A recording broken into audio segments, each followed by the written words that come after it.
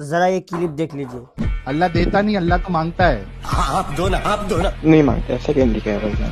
اگر بتا دے قرآن سے تو کوئی نہیں سکتا ایسا۔ اسلام چھوڑ دیں گے؟ اگر سوچوں گا۔ سورہ حدید آیت نمبر 11، من ذا الذی یقرض اللہ قرضا حسنا فیضاعفہ لہ ولہ اجر کریم۔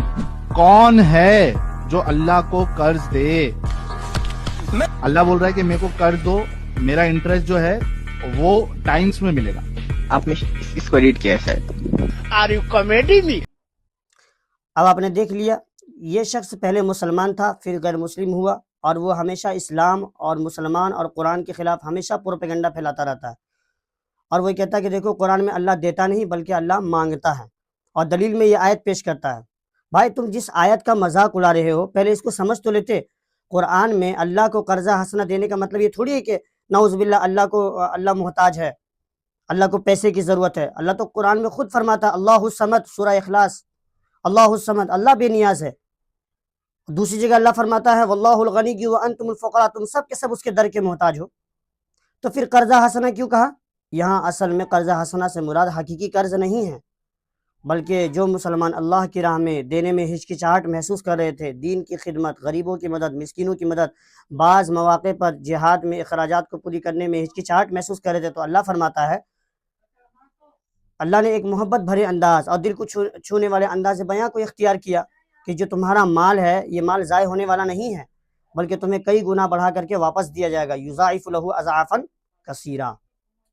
تو یہ ایک انداز بیاں تھا تاکہ بندہ شوق سے اس کی راہ میں خرچ کرے۔ دنیا میں اگر کوئی بڑا سے بڑا آدمی تم سے یہ کہے کہ تم مجھے قرض دو تو میں کئی گنا بڑھا کر کے واپس دوں گا، تو تم فوراً تیار ہو جاؤ گے، حالانکہ وہ بھی محتاج نہیں ہے، بلکہ ایک انداز بیاں ہوتا ہے انکریج کرنے کا۔